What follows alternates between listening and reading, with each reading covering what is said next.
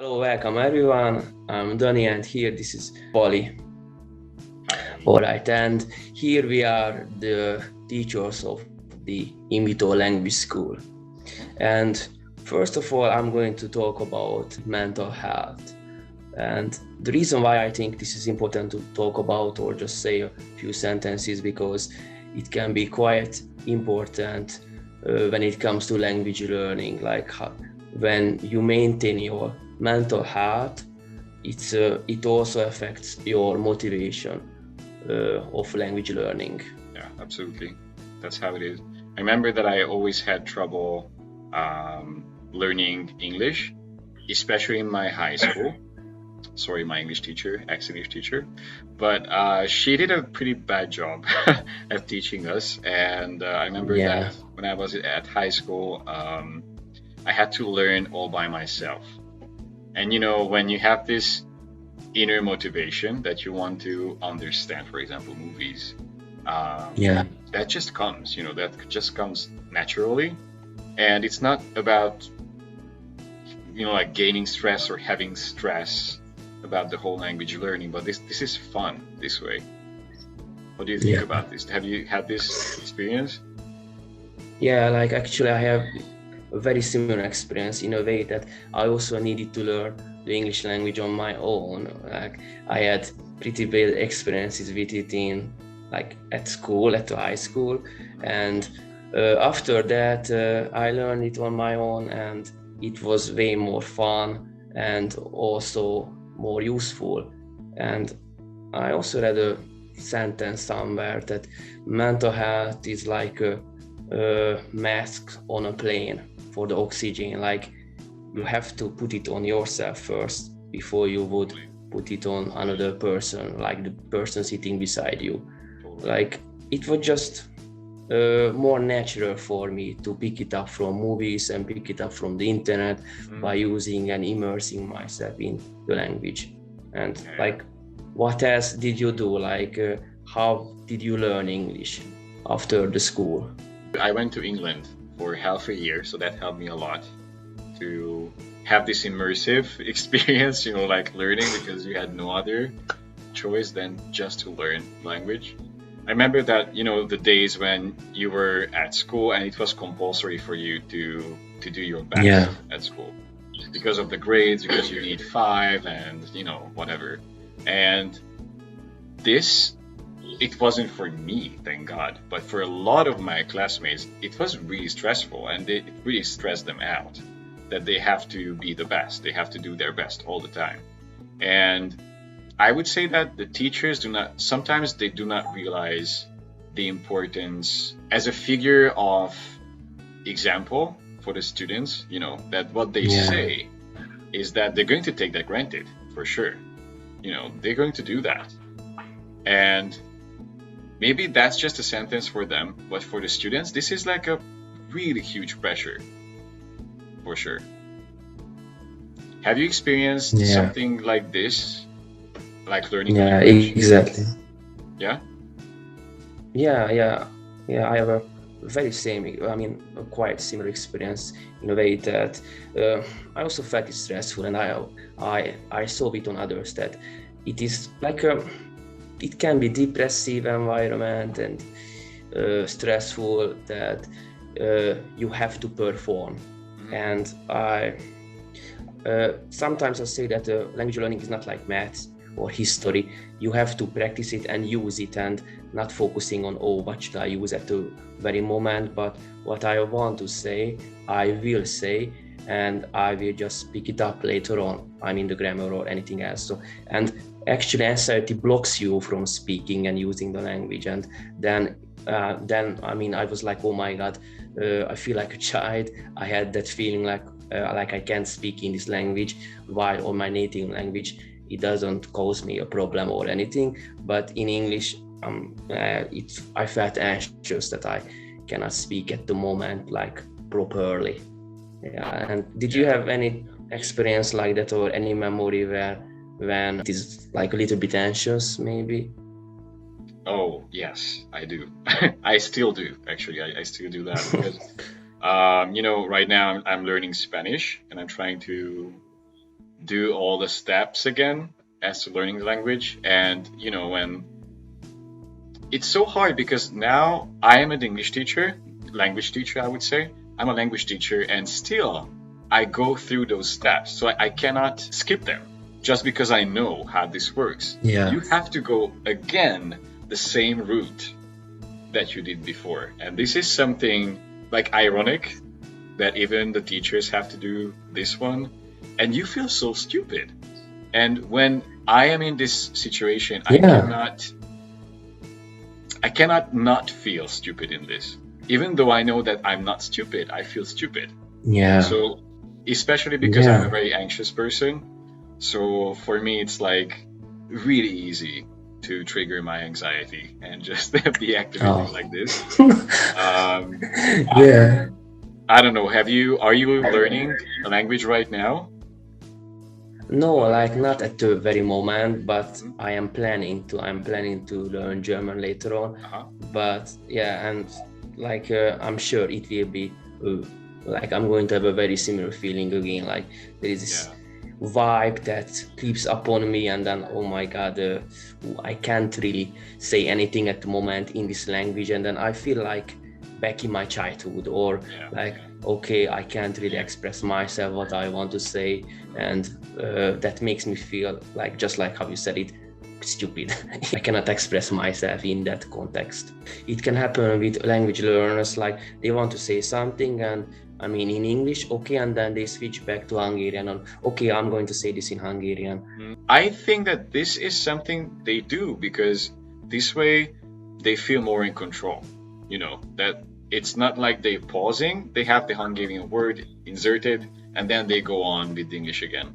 I also feel like it's like they are taking back the control.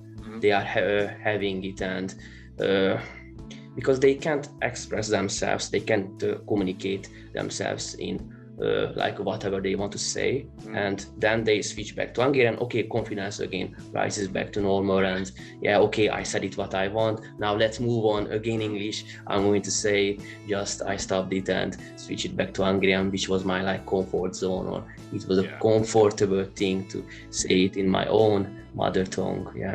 What about when you say something in Japanese, let's say, then how does it make you feel that to say something in Japanese instead of, let's say, English?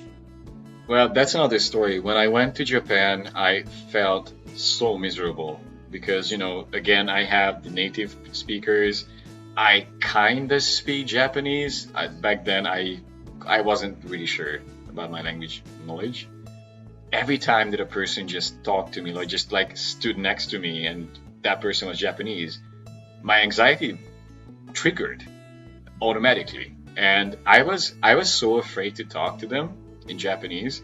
That's why I always try to talk to them in English first to check if they maybe know English or that they see that I am good at English, so maybe they can talk to me in English. Maybe they're learning English, so I can skip. But for the most part, they can't.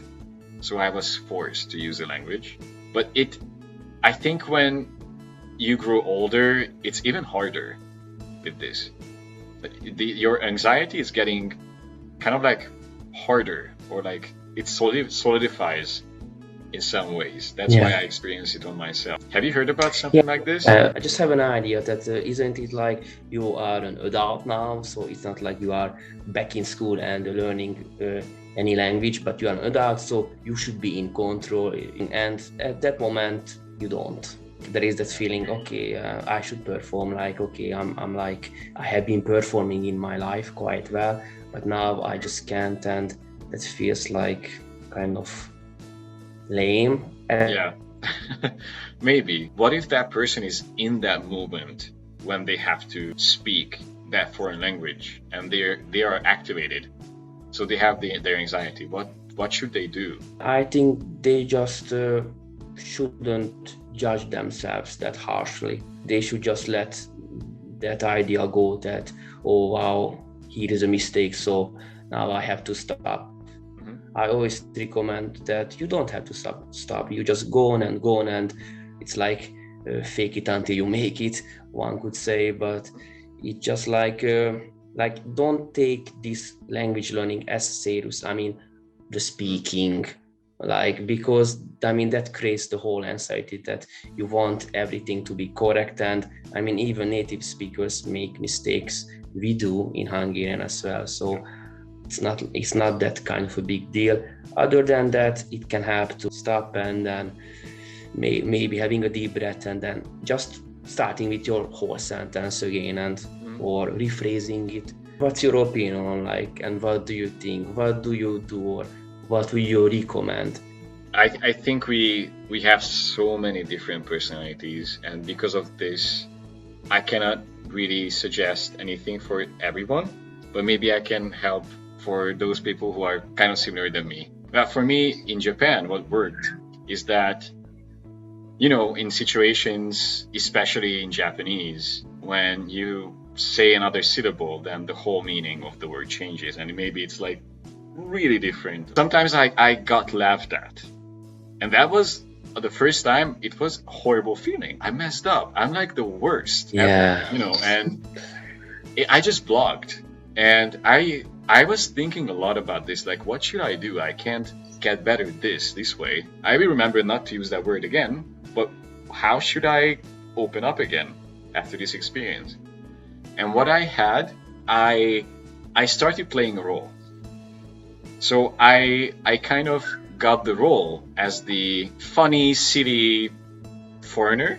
Having this whole character in me really helped me to not to be able to speak Japanese perfectly. So like when I made a mistake, they knew that, oh yeah, that's Paul. Like, you know, that's how he is, and like he's the funny guy. This was kind of like a shield for me not to get hurt, because I said something wrong, and then they laughed, and I laughed too, because I know that it was really stupid what I said. You shouldn't be afraid to make mistakes, and you shouldn't be afraid to having this feeling that making a mistake is permanently wrong. This is not that. This is just like something that maybe it makes you laugh, or the other person laughs at you. Yeah, that happens, but that's not against you. That's just a funny situation, and that's it. Like your Japanese or your English or whatever language you're speaking, it doesn't mean that you're bad at that. It just means that you made a mistake, and then next time you would be fine, because you remember that for sure. Try to have a kind of like a new personality built up with that language, and then you can just let it go at the time when you feel confident enough to speak the language. I think that's another topic for another day, but this is something again that you have to respect the culture, but that doesn't mean that you have to lose yourself in the culture.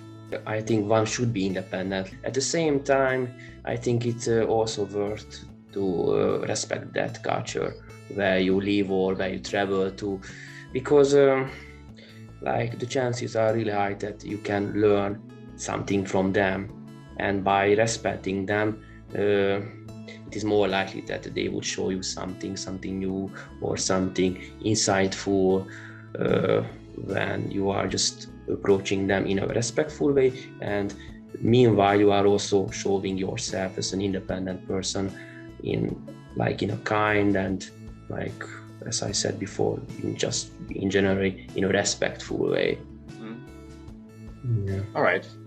I think if we still want to talk about this, then please let us know. Otherwise, you can book a lesson with us, and we can talk about this on the given lesson if you want. So that's all for now, and thank you for listening us and being here with us.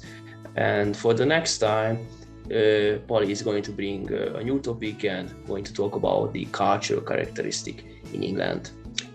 So see you next time. See you. Bye.